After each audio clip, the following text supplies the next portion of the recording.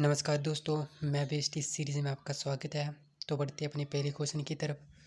कौन सा झील डमरू मध्य अजोब सागर को काला सागर से जोड़ता है? ए बाल्टिक स्टेट्स, बी कर्च स्टेट, सी यूगोर्स्की स्टेट्स, डी डेनी स्टेट। तो देख लेते हैं मैप में। अजोब सागर, ये ब्लैक सागर, और ये जुड़ता है स्टेट ऑफ कर्च के द्वारा। तो इसका राइट आंसर होगा बी कर्च स्टेट। तो बढ़ते अपने अगले क्वेश्चन की तरफ। म्यांमार के साथ भारत के किन राज्यों की सीमाएं मिलती है? ए मणिपुर, मिजोरम, नागालैंड, त्रिपुरा, बी अरुणाचल प्रदेश, नागालैंड, मणिपुर, मिजोरम, सी अरुणाचल प्रदेश, असम, मणिपुर, मिजोरम, डी उपरोक्त में से एक से अधिक। तो देख लेते हैं मैप में। तो म्यांमार के साथ सीमा साझा करने वाले राज्य हैं अरुणाचल प्रदेश, नागालैंड, मणिपुर और मिजोरम। तो इस क्वेश्चन का राइट आंसर हो जाएगा ऑप्शन बी।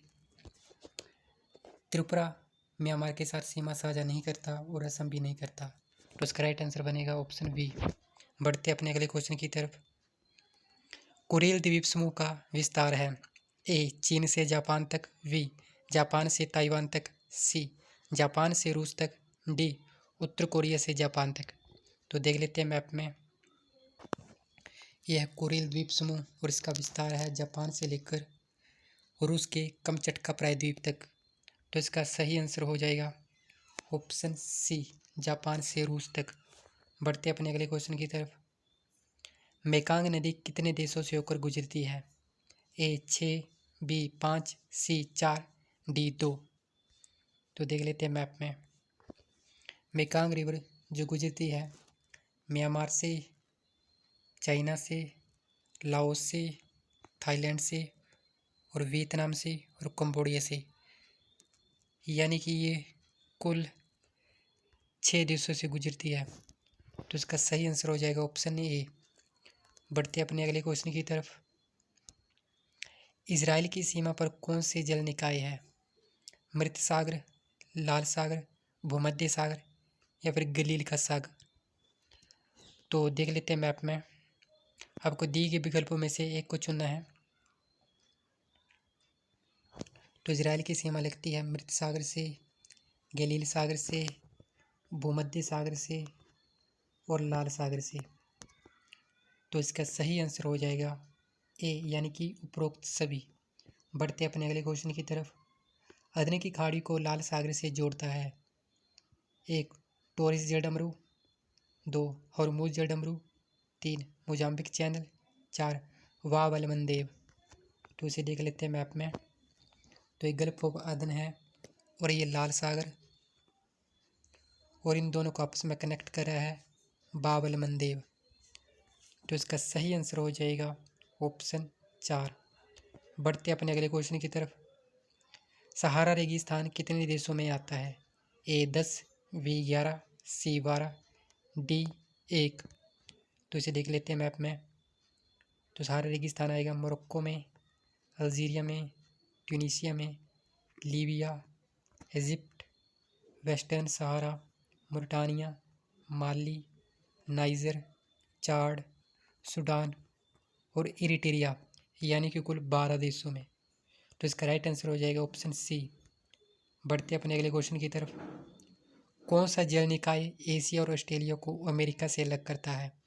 ए अटलांटिक महासागर, बी प्रशांत महासागर, सी हिंद महासागर, डी दक्षिणी महासागर। तो इसी मैप में देख लेते हैं। यह है पैसिफिक ओशन, प्रशांत महासागर, जो एशिया, नॉर्थ अमेरिका और ऑस्ट्रेलिया को अलग करता है। तो इसका सही आंसर हो जाएगा ऑप्शन वी। बढ़ते अपने अगले क्वेश्चन की तरफ। निम्नलिखित में से कौन सी नदी नेपाल से निकलती है और भारत में बहती है? घाघरा, गंडक, कोसी, तीस्ता। तो दिए गए विकल्पों में से आपको एक को चुनना है। तो घाघरा जो कि नेपाल से निकलती है और गंगा में मिलती है, गंडक भी नेपाल से निकलती है और कोसी भी नेपाल से निकलती है, जबकि तीस्ता नदी सिक्किम से निकलती है। तो इसका सही आंसर हो जाएगा घाघरा, गंडक, कोसी, यानी कि 1, 2, 3। तो ऑप्शन सी। बढ़ते अपने अगले क्वेश्चन की तरफ। महासागरीय जलडमरू मध्य के संदर्भ में गलत कथन का चयन कीजिए। बाब-अल मंदेब जलडमरू अदन की खाड़ी और लाल सागर को जोड़ता है। 2. फारस की खाड़ी और ओमान की खाड़ी हॉर्मुज जलडमरू से जुड़ी हुई है। 3. वेरिंग जलडमरू जापान और रूस के बीच स्थित है। 4. जिब्राल्टर जलडमरू अटलांटिक महासागर को भूमध्य सागर से जोड़ता है। तो मैप में देखते हैं। तो वेरिंग जल संधि एशिया को अमेरिका से अलग करती है। तो इसका सही आंसर हो जाएगा ऑप्शन 3, यानी कि ये गलत दिया हुआ है। वेरिंग जलडमरू जापान और रूस के बीच में नहीं है। बाकी सभी कथन सही है। बढ़ते अपने अगले क्वेश्चन की तरफ। तो दोस्तों ये हमारा अंतिम क्वेश्चन था। धन्यवाद। कैसे लगी आपको ये वीडियो कमेंट सेक्शन में ज़रूर बताएं।